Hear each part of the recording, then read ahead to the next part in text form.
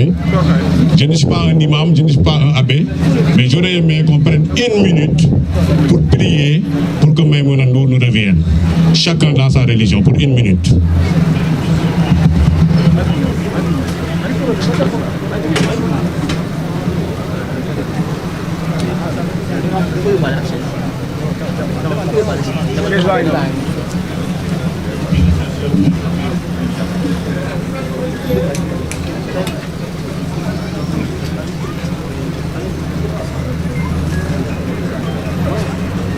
Amin, merci. Je suis écœuré en me mettant ici pour parler de ce qui s'est passé hier, ici, juste derrière. Parce que Maïmouna, c'est une voisine à moi. Nous habitons à côte. Elle habite ici derrière, à la cité El Hadji Malick Sy. Et ce ne sont pas des agresseurs, c'est un agresseur. Parce qu'un voisin, un gardien, a pu quand même voir l'agresseur. Malheureusement, il n'a pas pu le poursuivre, parce qu'il n'était pas armé. Peut-être l'enquête de la gendarmerie va déterminer les causes avec les caméras de surveillance étatiques et les caméras de nos voisins. Ce qui est arrivé, moi je me dis que ce n'est pas une agression. Hein. Il faut appeler les mots tels qu'ils sont. On a voulu tuer cette dame. Comment on peut attendre une femme qui descend à 3 h du matin dans son véhicule seule? Elle se gare à 2 minutes de chez elle.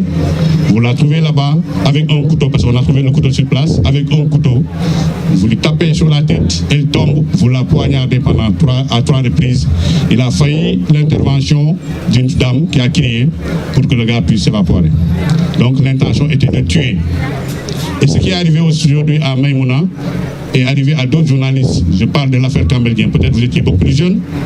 Récemment, il y a eu notre consoeur de Seneweb qui a été agressé. D'autres journalistes ont été agressés. Des locaux brûlés. On a vécu ça sous le régime du président Abdoulaye Wade. Sous le régime du président Macky Sall, il ne faut pas se voiler la face. C'est les mêmes gens qui sont là. Cette attaque-là, j'ai écouté Madiambal Diagne ce matin dire que c'est un parti politique. Mais je me dis que c'est des politiques. Qu'ils soient de tous les bords. Combien de journalistes ont été attaqués au siège de la paix? C'est le pouvoir. Combien de journalistes ont été attaqués au siège des partis de l'opposition, à la place de la nation? Donc ce sont des politiques. Et ce qu'ils veulent, c'est cultiver la pensée unique. Donc, soit on est avec le pouvoir, ou bien on est avec l'opposition. Et je pense que ça, c'est pas un travail journalistique. Bon, ce que je vois aujourd'hui, les jeunes, vous qui allez souvent sur le terrain, vous n'êtes pas protégés. Et Sambou Biagui l'a dit, il y a une absence de solidarité. Je sais qu'aujourd'hui, il y a des journalistes qui ont payé le petit déjeuner parce que tout simplement même une Ndour a été agressé. Des journalistes, je sais. Je participe dans des groupes, je vois des gens, quand ils réagissent, tu sais que c'est quelque chose qu'ils souhaitaient à cette dame. Elle est partie de rien de tout, même Ndour Faye. Rien du tout. Elle s'est battue toute seule jusqu'à créer une entreprise de presse. Quelle est aujourd'hui une dame qui a créé une entreprise de presse dans ce pays-là? Il n'y en a pas. Cette TV, c'est l'une des télés les plus suivies. Cette TV invite l'opposition, cette TV invite le pouvoir. Mais l'on vient de reprocher. Quoi? Rien du tout. Parce que tout simplement, elle donne sa pensée. Mais ici, tout le monde donne sa pensée. Vous n'avez pas de ce que j'appelle, moi, nous, et puis arrêtez de communiquer. Bachir Fofana, je ne sais pas s'il est là ou pas. On est dans un groupe, je l'admire, Bachir Fofana, je ne l'ai pas vu depuis quelque temps. Arrêtez de communiquer, ils font des actions concrètes. Actions concrètes, moi, si nous avons un parti politique attaqué, nous pouvoir, nous opposition, nous boycotter. Et malheureusement, ça ne se fait pas. Il n'y a pas longtemps, la CAP avait décidé de boycotter le ministre Bokar Thiam. Quelques jours, je le vois dans une télévision. Je me dis, mais c'est quoi cette histoire? Il faut qu'on arrête. Parce que sinon, il y a des patrons de presse qui roulent pour le pouvoir, il y a des patrons de presse qui roulent pour l'opposition. Mais il faut que l'on arrête. Nous en donnons ben. Nous savons on n'est pas 100 000 journalistes, reporters, techniciens dans ce pays. Il n'y en a pas. Donc, nous avons une solidarité. On donne une semaine, 2 semaines à l'État du Sénégal. Pour l'agresseur là, nous avons une action concrète. Pourquoi ne pas organiser une journée sans presse? Je vous remercie. Merci. merci beaucoup à Daouda Diouf xam naa ñu ngi ñaan yeneen intervenant yi bu ñu bëggee gàttal parce que bëgg nañu au moins balaa timis ñu yëkkati jotaay bi dinaa ñëw ci kanam incha allah Sambou Biagui ak délégation yi nga xam te ne ñoo fi teew su ko defee ñoom ñëpp ñu lim leen ak ñi nga xam te ne ñoo fi teewal yenn parti politique yi. Alors on va donner la parole à Ibrahima Diédhiou moom aussi xam nañu digganteem ak Maïmouna Ndour Faye mu yëkkati ay kàddu Ibrahima bu gàttee ñu jël. salaamaaleykum. Alors man dama doon romb pour dem si cortège bi si la gis rassemblement bi parce que j'étais pas informé de la tenue de cette activité mais Maïmouna suñu Maïmouna la et quand j'ai entendu l'information ce matin je me suis mis dans la peau de Maïmouna parce que récemment émeute yi mujj am sama biir koñ am na ay jeunes yu fa ñëw et je sais que si j'avais dévoilé ma face peut-être que dañ ma attaqué parce que maybe ils vont penser que journaliste RTS la pouvoir bi la àndal wala ñoom it seen mais dama jàpp ni journalistes yi na ñëpp xam ni ñoom seen bopp journalistes yi comme homme politique yi homme d'affaires yi les décideurs nañu xam ni journalistes yi amuñu pour faral kenn journalistes yi kenn la ñuy faral mooy information que ce soit une information vraie c'est encore mieux quand elle est fausse on s'en départit et je pense qu'aujourd'hui les journalistes c'est le quatrième pouvoir, on le dit. Ils fréquentent le judiciaire, le législatif et l'exécutif. Et je suis heureux de voir que des ministres, des responsables syndicaux, des hommes politiques sont dans cette manifestation.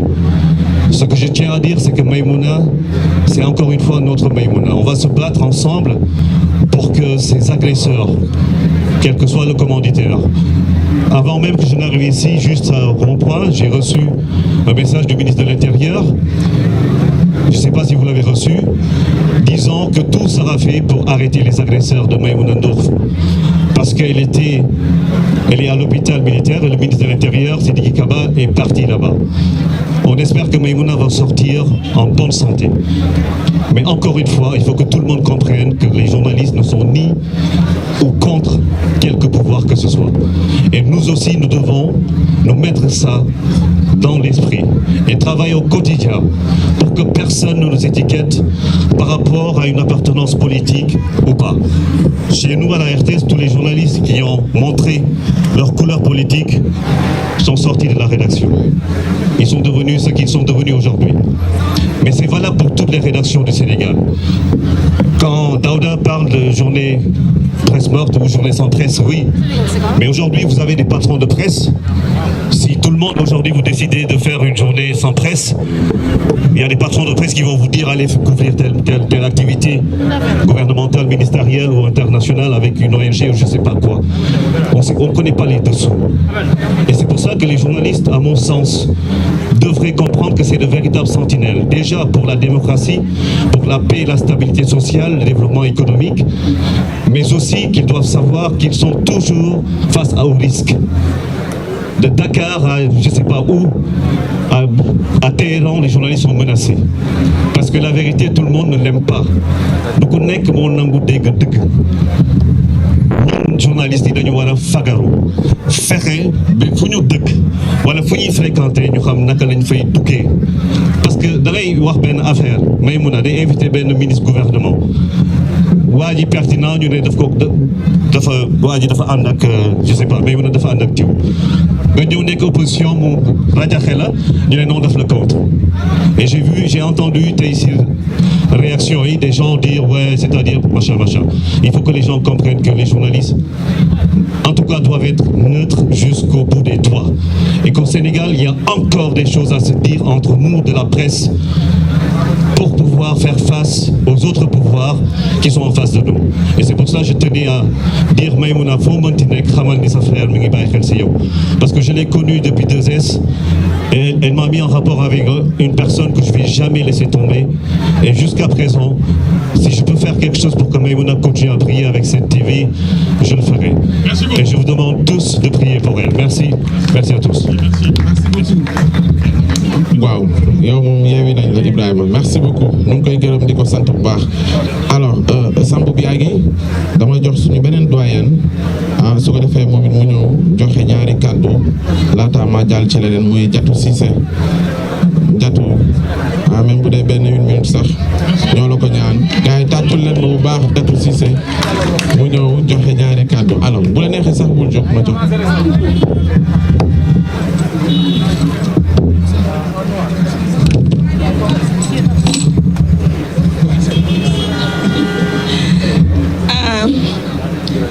Bonjour ou bonsoir tout le monde.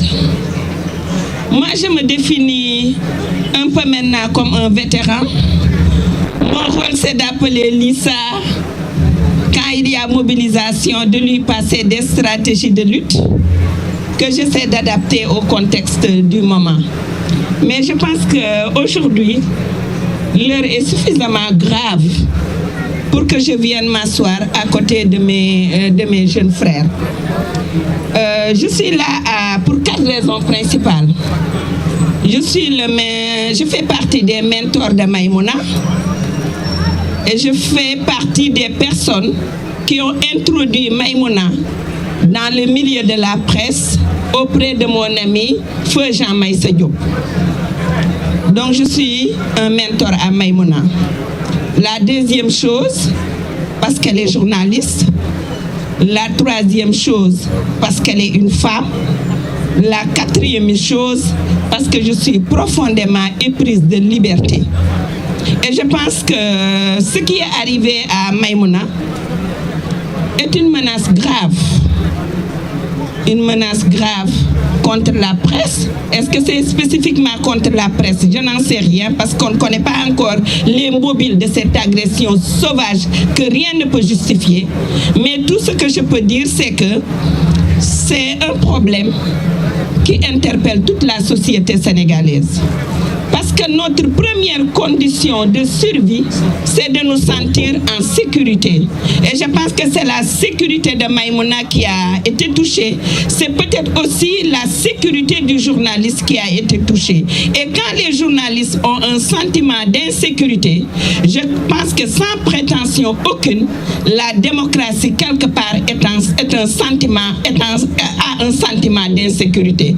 Parce que tout le monde sait que la liberté de la presse et la liberté d'expression constituent quand même des piliers de la démocratie en tant que système viable où chaque citoyen peut s'exprimer dans le respect de l'autre sans qu'on puisse essayer d'attenter à sa vie. Donc je suis venue pour vous soutenir, mes jeunes frères, mes anciens talibés, parce que moi je suis khalife général largué par mes talibés. Il n'y a que les journalistes qui laissent tomber leur khalife général, n'est-ce pas Bamba? Mais je tenais quand même à être auprès de vous pour vous apporter mon soutien, mais pour témoigner à Maïmouna toute mon affection et toute ma compassion. C'est sûr, Maïmouna restera debout par la grâce de Dieu et sa voix continuera de résonner dans le paysage médiatique pour longtemps encore et toujours par la grâce de Dieu. Merci ñu koy gërëm bu baax moom Jatu Cissé mënutoon a ñàkk Samba bi yàggee laata maa yeggale dama bëggoon d'abord ñu ñëw ci délégation yi fi teew ñu gërëm leen ci seen taxawaay su ko defee ñu soog a yeggale. waaw jërëjëf Pape Ousmane Cissé. Délégation et d'abord la présence du directeur de l'information au ministère de la communication et des télécommunications, notre très cher ami M. Dieng. Merci d'être venu. Merci également à Mamadou Diop de Croix, secrétaire général de AGP-ADS, mais également Mayor Faye et Alioune Diop du Parti démocratique sénégalais et également Hassan Ba. Merci d'être venu servir du mouvement Servir Thierno Bokoum. Merci d'être venu à chaque fois. D'ailleurs, manifestation. Merci d'être venu. Monsieur le ministre Alioune Ndoye, merci pour la solidarité, pour la compassion. Merci d'être venu. Merci également à d'autres responsables qui sont passés véritablement au niveau de l'antenne. Talibouya Aïdara, merci. Par ailleurs, confrère, qui nous a fait un con et qui est parti. En tout cas, merci d'être venu. Alors, les doyens et les doyennes, Amadou Kane Diallo, voilà, Amadou Kane Diallo, merci, l'ancien DG de COSEC, merci. actuel médiateur des assurances. Merci beaucoup Mamadou Thior Akana le ministre Ndoye waaw tudd naa ko sànq la délégation de Farba Ngom, c'est ça? Merci à vous tous. Alors Moustapha Diakhaté borom O merci. Convergence des cadres républicains, merci. Merci doyen.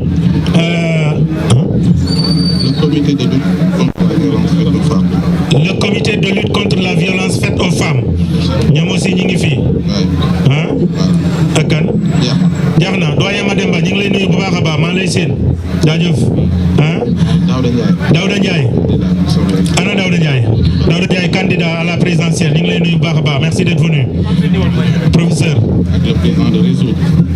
président de résoudre. ñu ngi koy gërëm baax a baax. Très bien.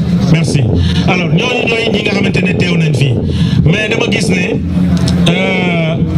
je lis une certaine tristesse dans le visage des confrères et les consoeurs si gi leen ngeen xool ca kaw parce que vous êtes tombés dans le champ de bataille Maïmouna Ndour Faye est tombé dans le champ de bataille si gi leen xool ca kaw bu leen ci rus ñun ñëpp l'intimidation ne passera pas. L'intimidation ne passera pas. L'intimidation ne passera pas. Voilà. mooy noonu. Docteur Fatma Ly. Fatmata Ly Ndiaye. La télévision des femmes. Docteur Fatoumata Ly Ndiaye. La télévision des femmes. La télévision des femmes, Docteur Fatoumata Ly Ndiaye. Souleymane Ali Diallo, président Abou Otra Africa. Bassirou Seck. Directeur de communication Directeur communication Kama. Boubacar Camara. El Malik. El Hadj Malik Ndiaye bu Pastef. Chargé de la communication. Monsieur le maire de Ouakam. yaa ñu waroon dalal anamu. Merci Malik d'être venu. Fatoumata Ly Fall. alors dinañu ubbiwaat beneen liste su ko defee incha allah balaa ñu jeexal ñu gërëm ñeneen. Alors je rappelle que les acteurs de la presse sont là, la CAP. Mamadou Thior, merci pour l'engagement parce que liir bu mu nee fecc yaa ngi téye ci mbagg li lii yëpp boo leen gisee même bu fekkee ne 2 personnes ngeen fay fekk dañuy taxaw Mamadou Thior président correct mu ngi fii dama bëgg ngeen tàcc ko bu baax a baax a baax malgré quelle que soit la situation il est présent. Bamba Kassé mu ngi nii quelle que soit la situation mu ngi taxaw Ibrahima Lissa Faye anam mu ngi nii jógal mu ngi nii Nina Penda Faye anam mu ngi nii ma sœur Aminatou mu ngi fii donc il y a mon papa qui est là aussi mon papa donc dafay am solo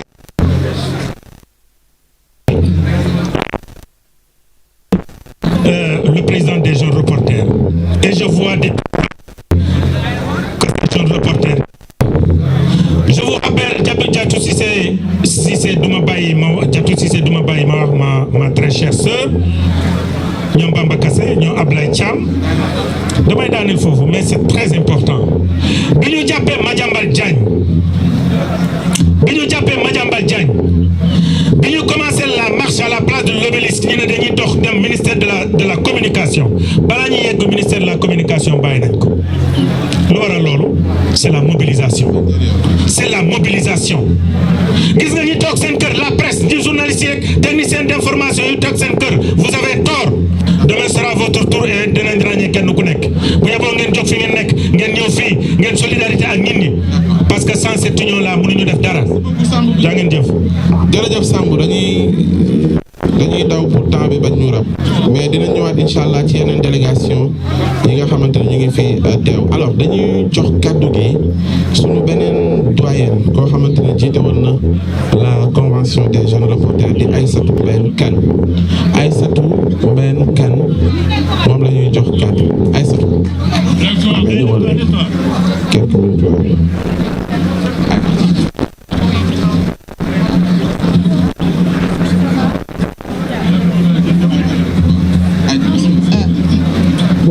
sax mënoon naa bañ a jël kàddu ginnaaw sama grande sœur Diatou Cissé wax na lépp tey képp koo xamante ni journaliste nga wala une personne éprise de liberté di nga ñëw ndax li xew dafa ñaaw man tey bi ma ko déggee j'ai frémi mënuma woon xalaat ni en 2024 journaliste dinañ ko attaqué waxatuma di ko jëm ay paaka surtout une femme sans défense arme journaliste c'est quoi c'est son micro c'est sa plume ñu jël ko mel noonu nag askan bi ñu attaqué ko foog naa ni sénégalais yi lañ attaqué ndax li liggéey journaliste mooy jox leen information la bonne information te le seul tort de Maïmouna Ndour Faye a été d'informer c'est sa liberté d'expression qui lui vaut ça je pense qu'aujourd'hui tous les organes de presse tous les journalistes devraient être mobilisés être là aujourd'hui pour dire ça suffit on ne devrait pas aujourd'hui s'en prendre à la vie d'un journaliste ce gars qui a fait ça il voulait l'assassiner il voulait tuer Maïmouna Ndour Faye mais qu'il sache que il y a d'autres Maïmouna Ndour Faye li mu def yàlla bu mës a amtu waaye ñu xam ne boo rayee benn journaliste 1000 autres journalistes dinañ judd ñun ñi nga xamante ne génnoon nañ sax ci presse bi on est encore là on est debout donc nañu mobiliser wax nag autorités yi c'est elles qui doivent assurer la sécurité des journalistes le journaliste doit faire son métier en toute sécurité waxuñu am on peut comprendre des menaces certaines menaces mais quand même s'en prendre de cette façon aussi lâche aussi barbare c'est vraiment inhumain moi je trouve pas les mots je pense que tey ñëpp a war a génn taxaw fii wax seen naqar parce que liberté d'expression la ñu laal te ñun nag fu ñu mënti nekk fu ñu laalee liberté d'expression fu ñu laalee liberté de la presse di nga fa gis Diatou di nga ma fa gis di nga fa gis ñeneen ndax ñun nag dañoo bëgg journalisme et puis dañoo bëgg aussi liberté on est di leen ko wax di leen masta encore une fois yéen ñëpp ñu ngi seen ginnaaw yàlla na yàlla yëkkati Maïmouna Ndour Faye. alors merci beaucoup Aïssatou Mbène Kane ci kàddu yu am solo yi nga xamante ne yëkkati na ko alors dañuy woo suñu beneen doyen nga xamante ne moo jiite jamono ji ANPS di Abdoulaye Thiam Abdoulaye waaw ñëwal sànni ñaari kàddu doyen la ci ñun mais pas ci yéen.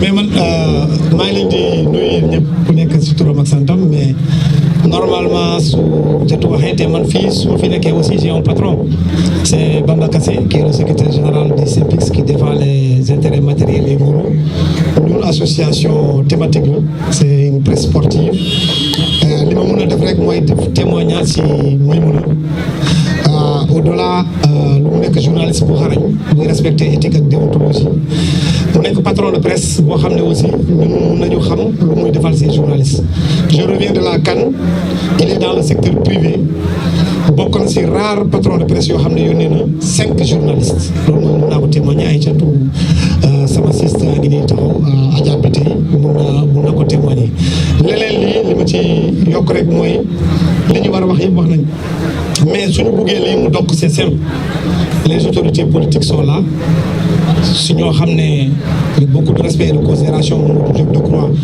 li fi nekk ci liberté yëpp moom mun na ko wax parcours bi Sénégal def yëpp xeex bi Sénégal xeex ba atteindre liberté de presse et liberté d'expression d'une manière générale mais depuis un certain temps gis nañu agression yi du wàllum journaliste yi rek ak ñeneen suñu buggee mu dokk nag c'est très simple impunité bi Diatou wax na ko léegi moom moo bëri si réew man j'étais quelqu'un koo xam ne qui avait beaucoup de respect et de considération pour Talla Sylla jusqu'à présent personne ne sait qui l'a agressé ce qui s'est passé en 1993 ñëwaat nañu génnee loi d'amnistie ñu ngi nii di waaj encore beneen loi d'amnistie donc loolu yëpp ci impunité bi lay bokk impunité bi nag tant que ñu ngi ci dynamique boobu duñu mus a arrêter agression sauvage yi nga xam ne dañ koy perpétrer contre les citoyens qu'ils soient journalistes qu'ils soient hommes politiques qu'ils soient de la société civile ak fu mu mënti doon donc loolu suñ ko buggee arrêter xam nañu solution bi c'est quoi remède bi les coupables identifier leen et les punir suñ doon def loolu def naa lii mun nañ koo saafara une bonne fois pour tout beneen appel bi nag dama koy lancer aussi à l'endroit de la presse parce que corporatisme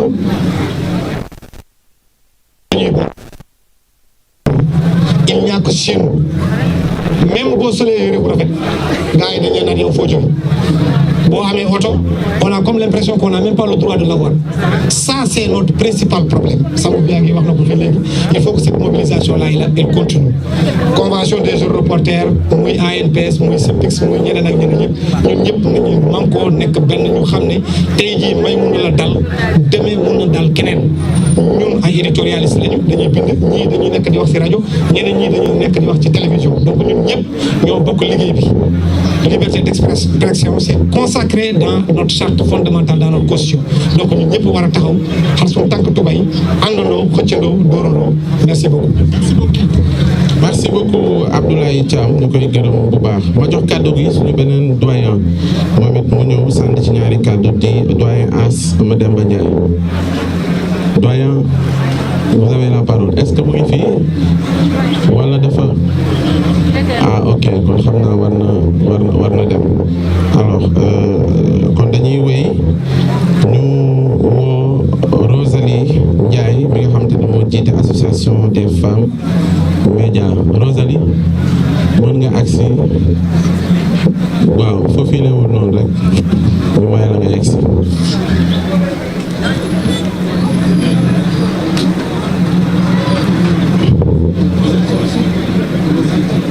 waaw bu loowee ngeen xam ne man noonu laa mel de wala ma jox sàmm mu dem man mënumaa yëngal. Parce qu'il faut ñu yëngal. sàmm yëngal. L'intimidation ne passera pas. Tout le monde ensemble. Aïcha. Allez, tout le monde. L'intimidation ne passera pas. L'intimidation ne passera pas. L'intimidation ne passera pas. L'intimidation ne passera pas. L'intimidation ne passera pas. L'intimidation ne passera pas. bu ma nee l'intimidation ngeen ne ça ne passera pas te na dëgër nag l'intimidation Ça ne passera pas. l'intimidation Ça ne passera pas. l'intimidation Ça ne passera pas. l'intimidation Ça ne passera pas. l'intimidation Ça ne passera pas. l'intimidation Ça ne passera pas. ok na dëgër. Voilà. Merci Bamba. Merci également à vous. En tout cas, je pense que je m'associe ci li nga xamante ne moom lañ fi wax yëpp te defe naa ni doyen Diatou Cissé bu waxee ñoom Astou Mbène Kane wax defe naa ni man amatuma leneen lu ma cee wax ndax depuis ce matin comme je dis damaa takk rajo yi wër naa fu nekk donc wax naa partout. Encore une fois c'est une indignation on s'indigne par rapport à ce qui se passe parce que lii nga xamante ne tey moom moo dal ci kaw Maïmouna Ndour Faye métti na métti boo xamante ne te jéggi na dayoo je ne peux pas comprendre comment une personne censée mën a taxaw tiim nit rawatina jigéen di ko asséner ay coups de couteau donc moom dafa jëwoon uniquement pour attenter à sa vie te defe naa ni si nit koo xamante ne defoo lu dul def sa liggéey ni mu waxee avec éthique et déontologie comme on a l'habitude quand même de le faire aujourd'hui si on commence à attenter à la vie des populations notamment les journalistes il y a de quoi s'interroger il y a de quoi s'inquiéter moo tax nag ñu ne rek lu ni mel bëggatuñu mu am fi te na fi yem et on interpelle tout le monde ñi nga xamante ne nag ñoom ñoo ci war a liggéey rawatina ñun ñi association de presse on va faire le nécessaire mais